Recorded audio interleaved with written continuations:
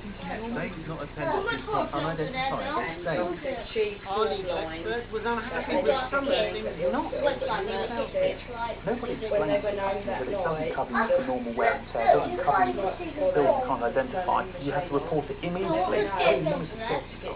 So it's not very well explained at all, and I think it's paying for products you actually be buying covers you for less than you might have thought. What was that word again? Yeah. Protection.